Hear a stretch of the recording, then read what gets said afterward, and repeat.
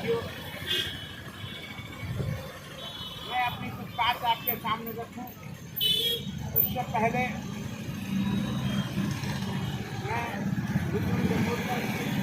रोहतास जमात जी और उनके जितने सभी कर्मठ साथी हैं, मैं उनका इस बात के लिए धन्यवाद देना चाहूँगा कि उन्होंने समाज की ज्वलंत मुद्दों के ऊपर चर्चा करने के लिए समाज के बुद्धिजीवी लोगों को इकट्ठा करने का प्रयास किया।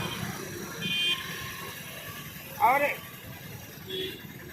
एक समाज के अंदर, एक आम लोगों के अंदर एक चर्चा होती है कि भी 50 आदमी इकट्ठा हुए, 100 आदमी इकट्ठा हुए, क्या बात होगी।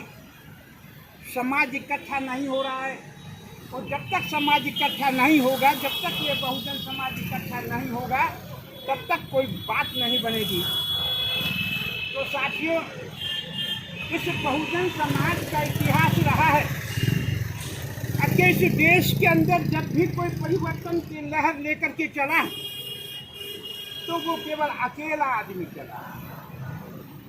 अगर हम अपने पुराने इतिहास को देखें तो 650 साल पहले संत श्रोमणी गुरु रविदास महाराज जी जो अकेले थे, और अकेले इंसान ने अपने अनथक प्रयास, केवल कारण कामयाब क्यों हो, क्योंकि उनकी निष्ठा थी, उनकी लगन थी, और उनके दिल और दिमाग में केवल वो एक ही लक्ष्य था। अपने उस लक्ष्य को लेकर के अकेले इंसान चले तो इस देश के अंदर एक ऐसी व्यवस्था, एक ऐसा स्लोगन छोड़ के चले गए कि ऐसा चाहूँ राज में मिलन सभी को अन्न, छोट बड़ रहे ना कोई तो रैदास रहे प्रसन्न। तो उस स्लोगन को इस देश की धरती पे इस बहुजन समाज के लोगों के अंदर एक मार्गदर्शन का एजेंडा छोड़ करके चले। उसके बाद इस देश के अंदर हमारे बहुजन समाज के लोग गुलाम क्यों हैं, जब इस विषय पर चर्चा हुई तो अकेले एक इंसान थे, महात्मा ज्योतिबा फुले जी। उस ज्योतिबा फुले जी ने इस गुलामी के कारण को ढूंढा कि अज्ञानता है, तो उस अकेले इंसान ने इस बात का प्रयास किया, और चाहे उसने अपने लिए कितनी भी कुर्बानी देनी पड़ी हो, तो अकेले उस इंसान की वजह से आज हम विश्वविद्यालय के सामने आज हम अपनी बात रखने के लिए यहाँ इकट्ठा हुए हैं, और आज हमारे यहाँ प्रोफेसर भी हैं, लेक्चरर भी हैं, सब पूरे देश के अंदर। तो ये तो अकेला इंसान। उसके बाद बाबा साहब डॉक्टर अम्बेडकर के अकेले थे, ये सब कि उनने उस महापुरुषों की विचारधारा का अध्ययन करके केवल उस बात को आगे बढ़ाने का प्रयास किया। इसके बाद बाबा साहब के बाद इस देश के अंदर एक ऐसे शख्स पैदा हुए कि जिसने न राजनीति की ज्ञान था, न सामाजिक व्यवस्था का ज्ञान था, न हम महापुरुषों की बात का ज्ञान था।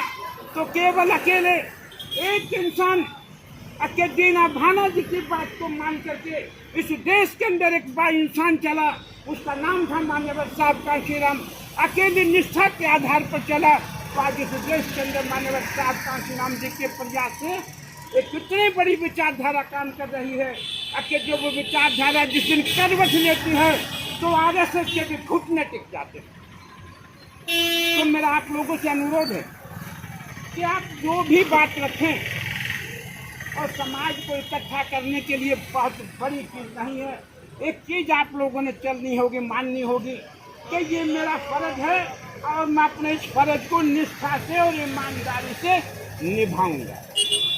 जिस दिन आप उस बात को लेकर के, अगर समाज को इकट्ठा करना है, झुंड इकट्ठा करना है, तो 50 बार कर लीजिए। मेरा मानना है कि आप कामयाब नहीं होंगे।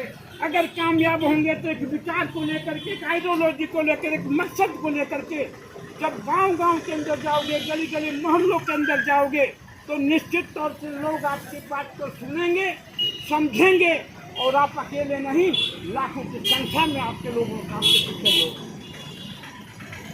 तो मेरा आप लोगों से इतना ही अनुरोध है कि आप अपनी संख्या को कम ना किए। जब ये समाज को इकट्ठा करना है तो एक विचारधारा और एक सोच के आधार पर इकट्ठा करिए, और अपनी सोच को समाज के अंदर फैलाइए। आप निश्चित तौर से कामयाब होंगे।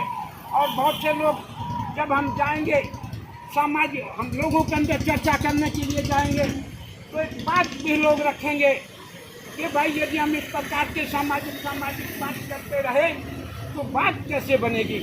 जब तक हम लोगों का शासन नहीं होगा, राज नहीं होगा, जब तक हमारा कल्याण नहीं होगा, तो साथियों, मान्यवर साहब कांशीराम जी ने भी एक बात कही है कि हम लोग राज सत्ता लेने में हासिल हो, कामयाब हो या ना हो, इस बात की चिंता नहीं करनी है, लेकिन हमारी सामाजिक मूवमेंट नहीं रुकनी चाहिए। जो समाज की सामाजिक मूवमेंट रुक गई तो वो इस बार नहीं, सदियों भी कभी राज सत्ता पर हासिल कब्जा नहीं कर सकता। इसलिए मेरा आप लोगों से अनुरोध है कि आप अपनी सामाजिक मूवमेंट को, इस भाईचारे की मूवमेंट को, इस जुल्म जाति के खिलाफ जो एक वेव जो चल रहा है, इसको रोकने के लिए आप लोगों को सामाजिक मूवमेंट के आधार पर समाज के लोगों को इकट्ठा करना होगा। और हम लोगों को जो इस बात को समझ गए हैं, वो अपनी नैतिक जिम्मेवारी को मानते हुए, अपनी ड्यूटी को मानते हुए, जिस प्रकार से जीने के लिए पानी पीना जरूरी है, खाना खाना जरूरी है, इसलिए समाज को इकट्ठा करने के लिए हम लोगों को सोचना चाहिए कि तीसरा और अहम पार्ट, समाज के अंदर जा करके समाज के लोगों को इस दुख तकलीफ की कहानी बताना भी जरूरी है। यही बात मैं अपनी कहते हुए आप लोगों से रजा चाहूँगा और पुनः आप लोगों का शुक्रिया अदा करना चाहता हूँ कि आप लोगों ने सार्थक प्रयास के लिए सार्थक विषय को लेकर के चर्चा जो की है, उसका पुनः आप लोगों का बहुत बहुत धन्यवाद। जय भीम, जय भारत, जय साहब कांशीराम।